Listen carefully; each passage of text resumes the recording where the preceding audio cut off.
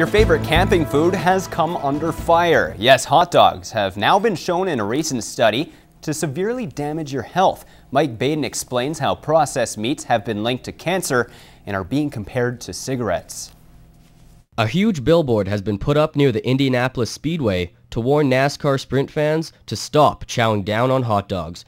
Susan Levin, a dietitian in Washington, D.C., says processed meats should totally be cut out of your diet.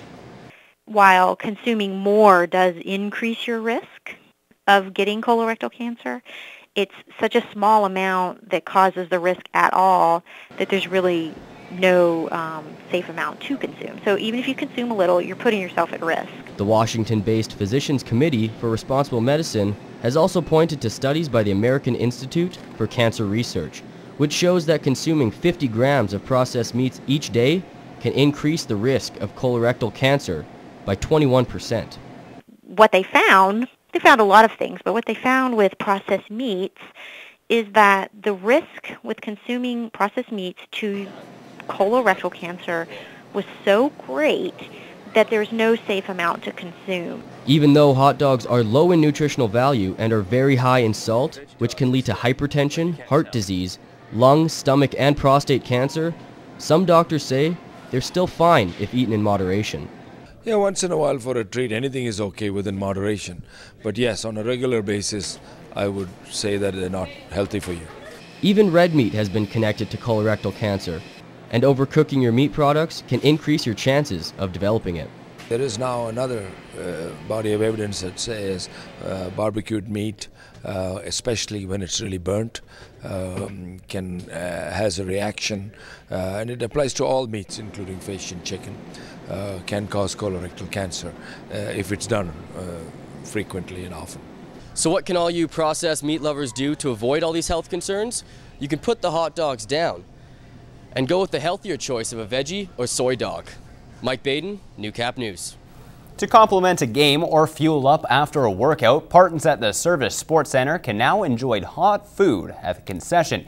New developments came forth during a council meeting where the city approved an understanding with Dean Mayer. The man who was awarded the contract, Kathy Lee, has the story.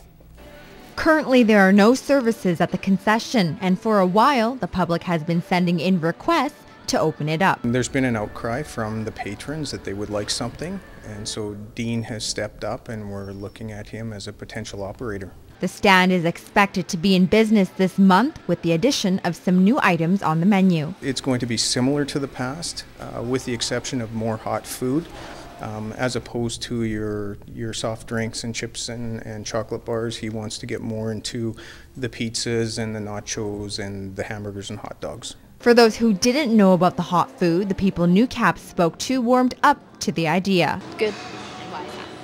Because after a hockey game, everybody's all hungry. I would say, yeah, because there's a lot of people, you come out, you're all sweaty and hot, and just finished working out, you want a good hamburger or something. But some didn't like the idea of greasy food. I kind of look at the Servus Sports Centre as like a healthy place.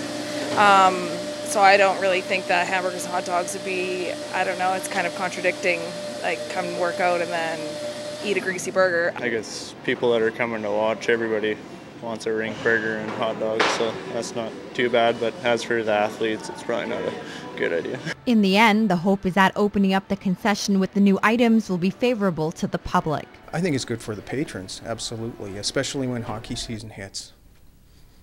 And that's the crew that utilizes it most. Kathy Lee, Newcap News. For those who were in North Battleford this weekend, if you didn't know any better, you would have thought you'd been transported back in time as the sights and sounds went all the way back to the 1920s.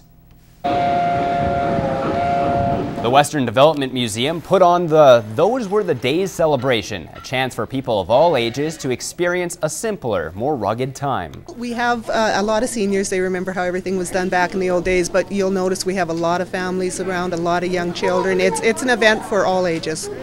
The festival featured everything from classic cars to a dog show, but for many, the opportunity to learn about near-forgotten crafts like working as a blacksmith. That was a highlight.